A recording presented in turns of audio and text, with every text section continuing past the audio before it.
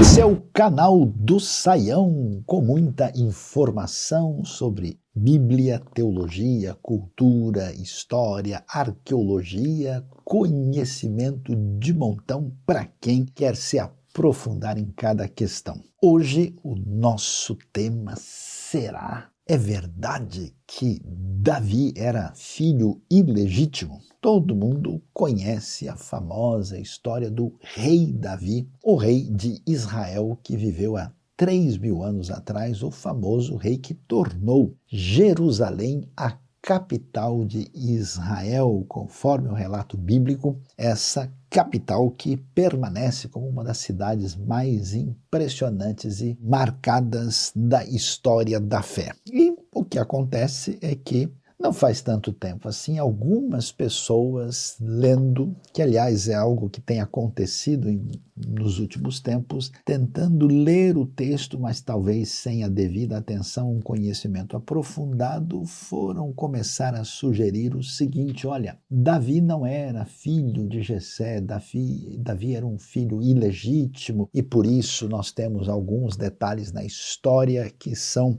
vamos dizer, obscurecidas aí, a gente precisa explicar isso direito. Bom, em primeiro lugar, a gente precisa entender isso. Existe uma tendência, de muita gente, talvez movidos por certas paixões, interesses e outras coisas mais, de pegar tudo quanto é texto bíblico e tentar achar um novo significado, e muitas vezes o texto é difícil, existe alguma coisa a ser considerada, refletida, mas existe muita coisa imaginativa, existe aí no cenário da internet aberta muita, vamos dizer no português claro, muita viagem na maionese, pessoas tentando sugerir coisas que não têm fundamento. E outras pessoas fazem o que a gente chama uma leitura inadequada, que é você pegar questões da realidade de hoje, questões que são perguntas que fazem sentido no nosso contexto e tentar lançar aquilo dentro do texto para que de alguma forma o texto venha refletir aquilo que faz parte, vamos dizer, do radar da pessoa que está enxergando a questão.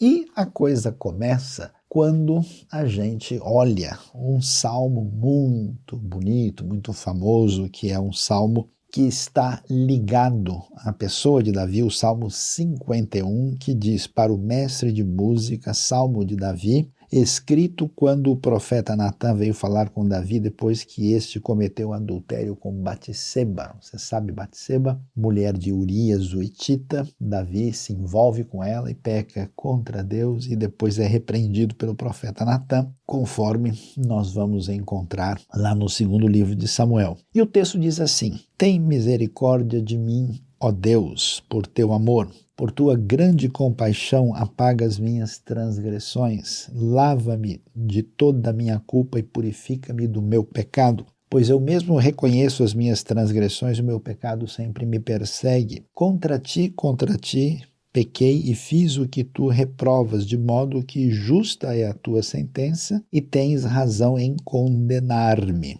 No verso 5, o texto diz: sei que sou pecador desde que nasci. Essa é a tradução da Nova Versão Internacional, versão original. Algumas outras versões dizem que em pecado me concebeu a minha mãe. Sim, desde que me concebeu minha mãe. Sei que desejas a verdade no íntimo e no coração me ensinas a sabedoria. Então vamos lá. O que está acontecendo aqui? Davi reconhece o seu pecado e ele faz esse salmo de confissão e de arrependimento. Então ele pede que Deus tenha misericórdia, que ele seja completamente perdoado. Ele confirma que ele pecou contra Deus, contra ti fiz o que tu reprovas, que é a referência. E aí, algumas pessoas no verso 5 dizem, bom, como ele diz que em pecado me concebeu a minha mãe, a interpretação dessa frase foi, não, quer dizer que a minha mãe me concebeu numa situação em que ela estava em pecado, sugerindo então que Davi era um filho ilegítimo, como se dizia na linguagem mais antiga, um filho bastardo, e que esse texto aponta para isso. é muito difícil imaginar que isso faça qualquer sentido. Primeiro, que Davi está numa situação de penitência, né, de arrependimento pelo aquilo que ele fez. Então, que sentido faz ele, de repente, incluir alguma coisa ligada à sua mãe sem qualquer explicação? Até porque, se fosse o caso, isso teria sido o pecado da sua mãe, não dele, né? E em que isso se alinha com a sua própria confissão. Em segundo lugar, ele está reconhecendo a realidade que não é uma novidade aí, desde os tempos mais antigos, desde a Suméria, a gente já tem textos e referências dizendo para a gente que as pessoas lamentavam o problema do ser humano ter uma inclinação para o mal. Então ele reconhece que essa capacidade de errar, esse caminho que a tradição judaica chama de Yetzer Hará, de inclinação para o mal, vem desde o seu nascimento. Não foi, né, no mês passado, depois que Davi já era rei, que ele descobriu que ele tinha a possibilidade de fazer o que não era devido. Então, faz muito mais sentido ele olhar para si e dizer, olha que coisa, eu realmente fiz uma coisa errada. Você sabe, ele pecou com Batseba e depois ainda criou todos os caminhos para que o marido dela morresse na guerra e ele ficasse então com ela como se sentindo rei, dono de tudo, que não se importava. O seu pecado é visto nitidamente como muito grave e ele não só reconhece isso, como ele reconhece a sua fragilidade moral que existe desde que ele é gente. Isso faz muito mais sentido dentro de um contexto de arrependimento. Para complicar a situação, o pessoal que às vezes, no meu entendimento, fica procurando chifre em cabeça de cavalo e fica tentando achar pelo em ovo e tenta descobrir o que não está lá, muitos acabam olhando para o texto de 1 Samuel, capítulo de número 16, quando o profeta Samuel é direcionado por Deus para ungir Davi como o rei de Israel. E quando ele faz isso, o que o texto diz? Diz o seguinte, ele vai, né, para a casa de Jessé, lá em Belém, que é a cidade da família, e diz o texto no verso 6, quando chegaram, Samuel viu Eliabe, que era o filho de Jessé, né, irmão de Davi, e pensou, com certeza é esse que o Senhor quer ungir. O Senhor, contudo, disse a Samuel, não considere sua aparência nem sua altura, pois eu o rejeitei. O Senhor não vê como o homem vê a aparência, mas o Senhor vê o coração. Então Jessé chamou Abinadab e o levou a Samuel. Ele, porém, disse, o Senhor também não escolheu este. Em seguida, Jessé levou Samá a Samuel, mas este disse, também não foi este que o Senhor escolheu.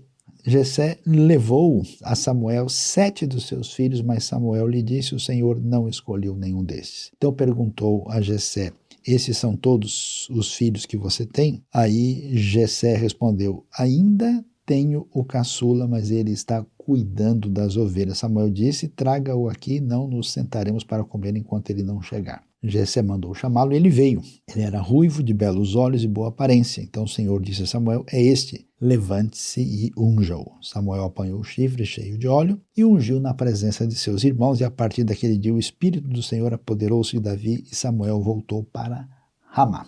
O fato de Jessé, né, e também porque nós temos no Antigo Testamento uma lista que aparece todos os irmãos de Davi e outra não com uma variação, mas isso tem a ver com o propósito específico do texto quando está relatando o que aparece aqui. Pelo fato de Jessé apresentar todos os irmãos mais velhos e não apresentar Davi, de novo o pessoal começa a criar, né, elementos na sua cabeça que não fazem nenhum sentido, dizendo, olha, Jessé não colocou Davi aí no cenário porque Davi é filho ilegítimo. Davi é um filho bastardo, não é exatamente um filho... Bom, a gente sabe que a própria lei, a própria maneira de enxergar as coisas no contexto israelita antigo era muito exigente e, portanto, uma situação dessa, aparecer no texto sem qualquer comentário ou observação,